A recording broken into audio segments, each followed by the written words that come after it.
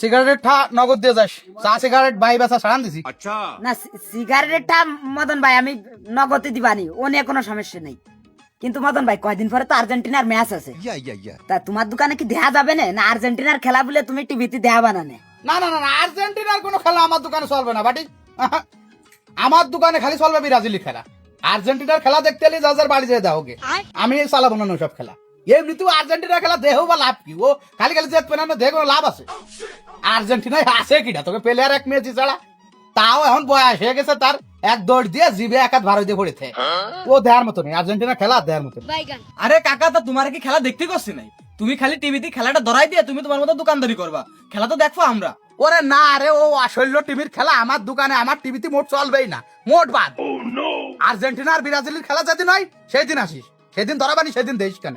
না না না না না মদন ভাই, ও আর্জেন্টিনা ব্রাজিল খেলালি তোমার দোকানে আসা যাবে না, কারণ কোয়ানের রাম রাম আর কোয়ানের কপ্পুর।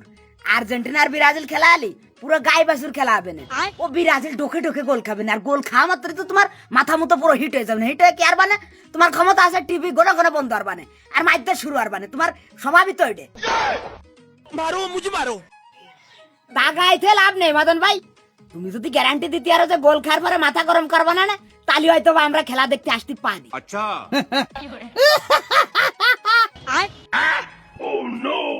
আলা হাসিস না কে? কদি জহিম পাঠায় যাচ্ছে না, আর্জেন্টিনা বলে ব্রাজিল গোল দেবে, কি মাইনে নিয়ে যায় কদি? মানে সে খুলনার তো আসলো তো পার লাভ দিয়ে পড়ে কয় মেগুটি খাবো। ওরে খোকা, ঘুমাই ঘুমাই স্বপ্নটা বাদ দিয়ে ডাক দুপুরে সমা গোল খাবে না আর্জেন্টিনা, তাও সর্বনিম্ন 4 খেন। শুনে রাখ, আর এই কথাটা আমি আমার অভিজ্ঞতাতে করছি।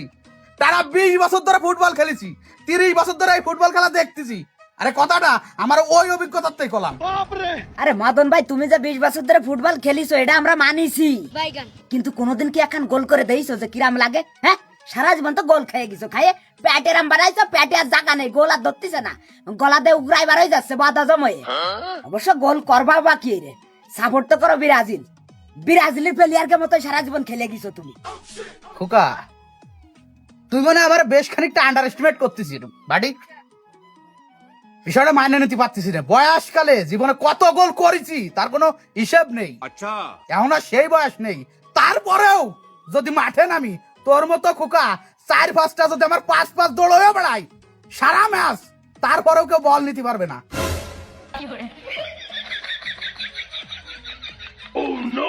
খোকা তুই তুই আমার দোকানতে চলে যা বাড়ি, চলে যা, তুই বার হয়ে যা আমার দোকানতে, আমার মাথা কিন্তু আবার গরমে যাচ্ছে। তুই বার হয়ে যা, যা চলে যা, আমার সামনে তুই চলে যা। আরে মদন ভাই, এই জন্যই তো সেই সময় তোমার আমি কলাম যে তাড়াতাড়ি যাই একটা 7 আপ খাও, নাহলে তোমার মাথাটা ঠান্ডা হবে না। আর মানুষ পান নাই, বারবার শুধু আমার উপরে।